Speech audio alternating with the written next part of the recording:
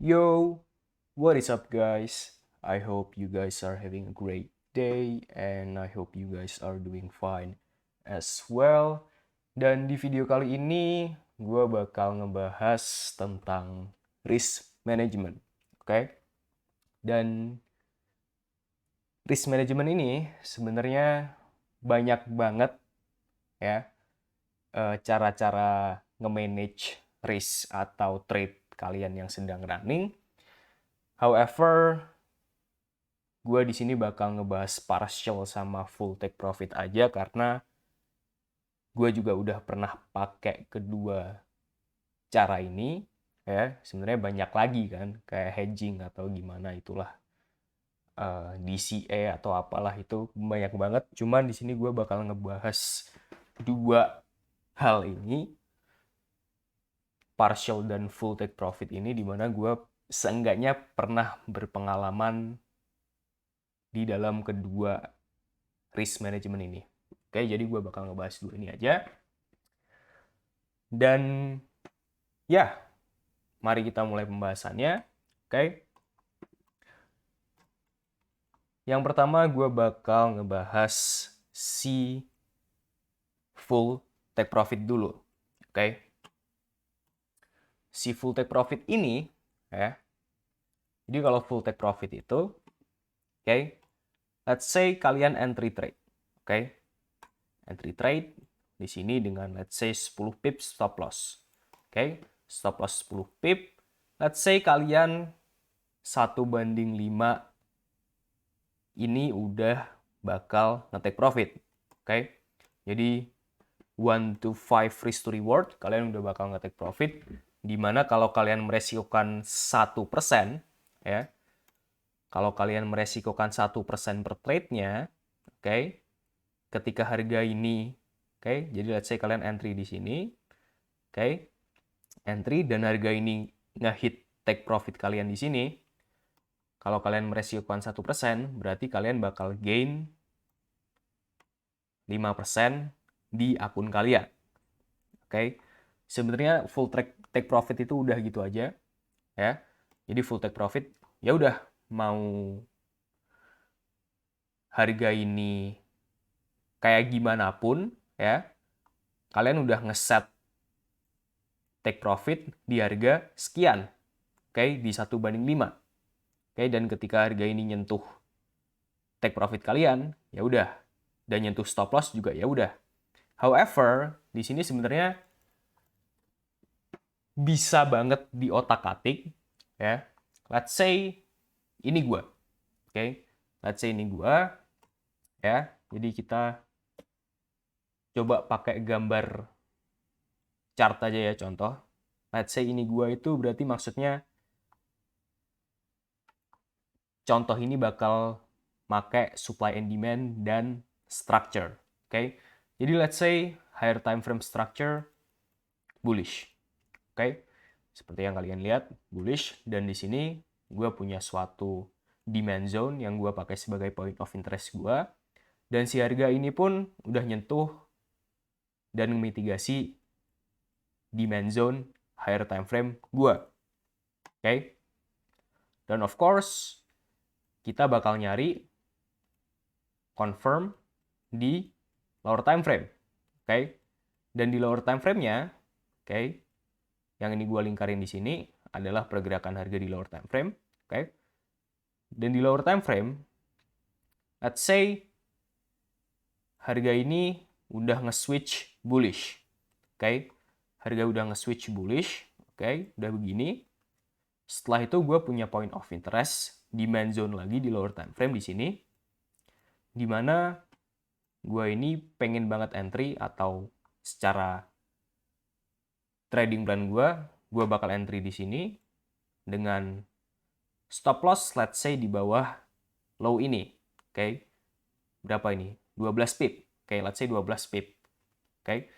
Dan take profit gue ya ada di higher time frame structural liquidity. Oke. Buat kalian yang nggak ngerti gue ini ngomong apa, kalian cari aja structural liquidity. Itu ada di video kalau nggak salah structure range. Di situ mungkin gua rasa gua bahas ya. Gua rasa. Oke. Jadi target daripada si higher time frame setelah harga ini ngemitigasi demand zone. Oke. Dan harga pun let's say di sini dia nge-retrace dan nge-hit entry gua. Oke. Nge-hit entry dan ketika harga ini jalan, oke. Ketika harga jalan dan ketika harga ini udah nge-hit si higher time frame structural liquidity-nya, oke. Yang ini, oke. Gua ini udah ngemitigasi posisi gua sebesar 100%. Oke. Jadi gua udah take profit di sini sebesar 100%. Oke, jadi full mitigasi itu nggak ada yang namanya gua ambil 25% dulu, 50% dulu, itu nggak ada. Dan di sini gua bakal gain sekitar 4,82% kalau gua meresikokan 1% per trade-nya. Oke. However, di sini bisa kalian otak-atik juga sesuai preference kalian. Let's say, misalkan ini structure higher time frame, ini structure lower time frame. Oke. Let's say kalian dapat entry di sini. Boom. Oke. Setelah itu harga ini naik, tapi nggak langsung meluncur ke full take profit kalian, let's say. Dan ketika harga ini misalkan udah ngebuat structure baru, oke, kalian bisa nge-break even ini trade, oke. Jadi di sini misalkan si harga ini udah ngebuat structure baru. Oke. Jadi kan kalian entry nih. Entry ke hit. Setelah itu harga udah ngebuat structure baru ya. Kan ini bearish nih. Bearish. Setelah itu dia invalidasi structure. Setelah itu dia break structure. Oke, dan ketika harga ini break structure, kalian bisa nge-break even si trade kalian, supaya kalau misalkan harga ini nge-break structure ini, dimana kita tahu kalau si harga ini nge-break structure mungkin dia bakal lanjut bearish push-nya juga ya. Dan karena pengertian tentang structure tersebut, kalian nge-break even, ya harga ini ketika nge-hit harga entry kalian nggak bakal minus, oke? Dimana juga kemungkinan besar harga ini bakal lanjut ke bawah juga dan mungkin nge-hit si stop loss kalian yang pertama di sini, oke? Jadi seenggaknya kalian bakal aman dan nggak minus 1% kalau harga ini turun, oke? However, kalian juga harus mikir komisi juga bakal ada ya. Jadi mungkin kalian minus komisi aja ya, komisi. Oke. Kalau break even ya. However, tapi kalau harga ini langsung naik dan naik ya, dan ngehit take profit kalian, ya udah, kalian bisa mitigasi 100%. Atau bahkan ketika kalian udah break even dan harga ngebuat structure baru lagi, kalian bisa nge-trail stop loss kalian di profit. Let's say kalian nge-trail stop loss kalian di sini. Oke, jadi kalau harga misalkan turun dan nge-hit stop loss kalian ini berakhir dengan keadaan yang atau posisi yang plus. Oke, entah ini mungkin plus berapa persen ini? Ini tadi stop loss 12 pips ya kalau nggak salah. 12 pips. Jadi kalau kalian ke hit trail stop di situ mungkin sekitar 0,8%. Oke, seenggaknya untuk nutup komisi. Nah, untuk masalah tersebut, ya itu terserah kalian. Mau kalian nge-trail stop, mau kalian break even aja, atau kalian biarin aja si harga ini main, dalam artian kalian stop loss tetap di sini, walaupun harga ini nge-break structure ke atas, ya. Jadi ya kalian bodo amat, kalian udah entry, kalian ngeset stop loss, ngeset take profit, ngehit stop loss ya udah, ngehit take profit ya udah gitu. Nah, jadi banyak banget yang bisa kalian otak-atik di dalam dua macam risk management yang gue contohin kalian ini, gue jelaskan ke kalian ini. Oke, jadi intinya untuk si full take profit adalah ya udah ketika harga ini nyentuh take profit kalian, udah full mitigasi 100%. Dan let's say 1/5 ya. Jadi ketika harga ini 1/5 risk to reward maksud gue, dan ketika harga ini ngehit take profit kalian, ya udah jika kalian meresikokan 1% dari trade ini, ya kalian bakal dapat 5%. Oke, setelah itu dikurangi komisi dan lain sebagainya. Oke. Nah, itu untuk si full take profit. Oke. Si full take profit gitu. Dan sekarang gue bakal ngejelasin si partial.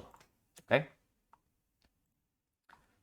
Dan untuk si partial ini ya, ini benar-benar pembahasan yang bisa dibilang full of preferensi ya. Kalian mau nge-break even dengan konfirmasi A bisa, dengan konfirmasi structure bisa, dengan mitigasi supply zone bisa, atau demand zone. Kalian bisa nggak usah break even sama sekali, kalian bisa partial, kalian bisa mitigasi 100%. Itu bener-bener, wah ini bener-bener pembahasan yang terserah kalian gitu. Kalau kalian mau ngetes ya. Nah, sekarang gue bakal ngebahas si partial. Oke. Oke, record. Dan untuk si partial ya, sama ya, contohnya sama kayak gini. Bullish higher time frame. Of course di lower time frame kita juga nyari bullish structure. Oke. Dan di lower time frame dia udah bullish, oke, dimana let's say gue mau entry di demand zone ini sama case-nya kayak si full take profit, dan ketika harga ini ngehit sini, oke, dia kan udah bullish nih, dia udah bullish. Let's say ketika harga ngehit entry gue ya, dan in fact ini faktanya adalah ini bener-bener gimana gue nge-trade ya in real life. Jadi it's okay lah gue spill ke kalian, oke? Kalian juga pernah, pasti ada yang pernah nonton breakdown gue kan? Jadi oke. Jadi let's say bullish dan harga udah ngemitigasi si demand zone dan sekalian of course nge-trigger let's say di sini buy limit gue ya. Setelah itu gue mau ambil 25% ya di take profit gue pertama. Jadi di partial ini, di sistem partial ini bakal ada beberapa take profit. Oke. Dan berapa take profitnya itu benar-benar terserah kalian. Kalian bisa ambil 10% dulu, setelah itu kalian ambil 20% dan lain sebagainya. Sampai 10 take profit pun kalian gua rasa bisa ya. Oke. Tapi kalau untuk gua pribadi, gua ini pakai 3 take profit. Yang pertama adalah structure pertama ya. Structure lower time frame, setelah itu structure higher time frame, dan sisanya gua biarin run. Oke, gua biarin running. Oke. Nah, let's say di sini untuk partial pertamanya gua pakai si structural liquidity daripada si lower time frame untuk partial pertama. Oke. Jadi sekitar berapa nih? 1,24. Oke. Jadi kalau si harga ini running dan ngehit take profit pertama gue bakal memitigasi 25% dari keseluruhan posisi gue. Oke, dan contohnya adalah ini 1,24. Oke. Let's say kita hitung ya, coba walaupun ini contoh, it's okay. Jadi 1,24 dikali 0,25 karena desimalnya daripada 25%. Kita enter Setelah itu 0,31. Oke. Jadi di take profit pertama ini kita dapat 0,31% kalau kita meresikokan 1%. Oke. Setelah itu untuk take profit kedua, let's say gue pakai si higher time frame structural liquidity ini untuk take profit kedua gue. Oke. Berarti ada di sini.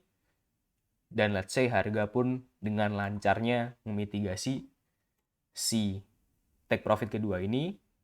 Dan biasanya untuk trade management atau risk management gue, di take profit kedua ini gue bakal ambil sekitar 50%. Oke.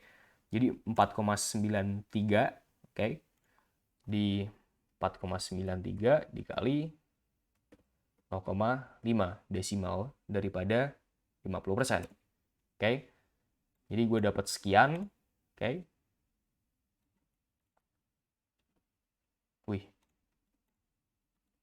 Jadi gue dapat 2,415% di take profit kedua. Dan sisanya bakal gue biarin running sampai gue ada konfirmasi untuk keluar. Oke, dan untuk konfirmasi keluar ini karena gue pakai sistem yang hanya gue sharing di mentorship, gak bakal gue spill. Cuman sampai ada konfirmasi itu, gue baru keluar dari trade itu. Oke? Atau break even. Oke? Jadi ini ketika gue partial pertama, kemungkinan besar gue udah break even. Ya, udah break even. Jadi kalau misalkan harga ini nggak sampai TP2, dia turun ngehit break even gue, ya udah gue break even. Atau bahkan ketika dia sampai take profit kedua dan turun lagi ke break even, ya gue break even setelah TP2. Oke, dan bahkan begini, ketika dia misalkan running sampai 10-20 risk to reward, ketika harga ini nggak ada konfirmasi, ya, maksudnya nggak ada konfirmasi untuk gue keluar dari trade tersebut, ya, karena kan gue masih ada 25% nih. Gue di sini ambil 50% di TP2, ambil 25% di TP pertama. Sisanya kan masih 25%. Nah, yang running. Oke.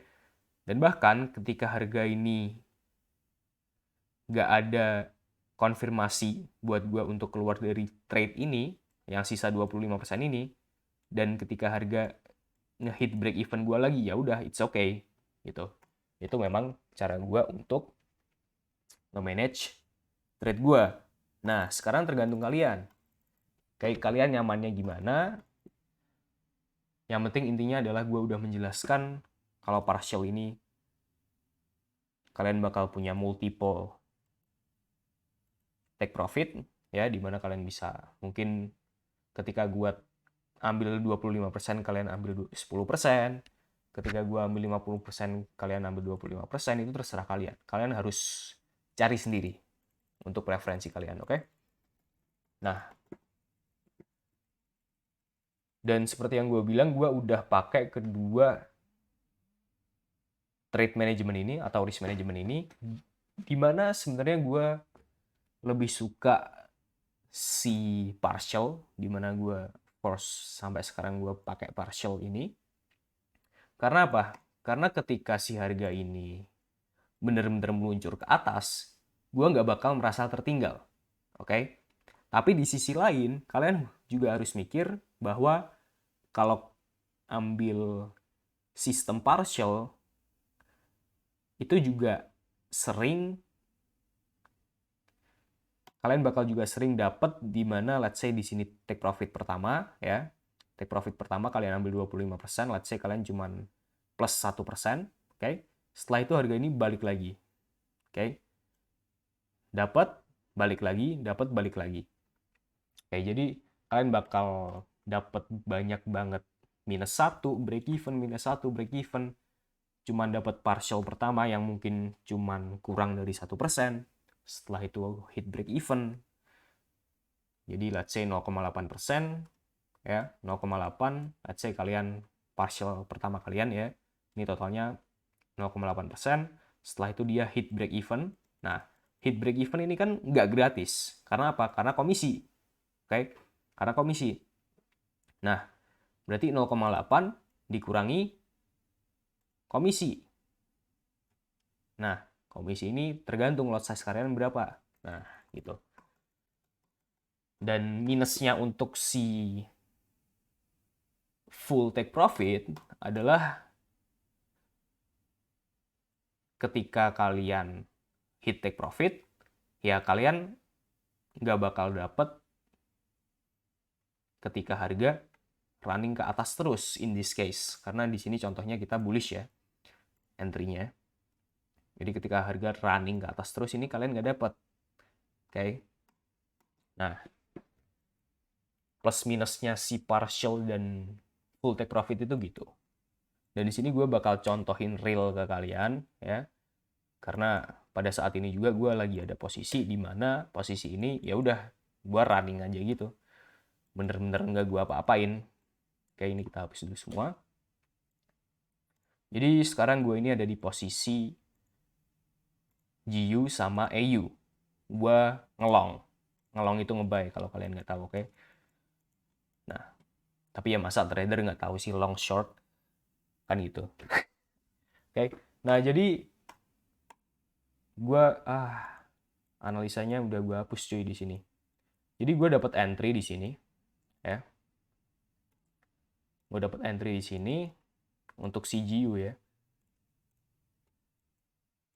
Dapat entry di sini di mana gue take profit itu yang 50% berdasarkan higher time frame structural liquidity sekitar 7,35. Jadi di sini gue ambil 50% dulu ya. Setelah itu kalau nggak salah gue dapat 1:17 untuk take off si 25% posisinya.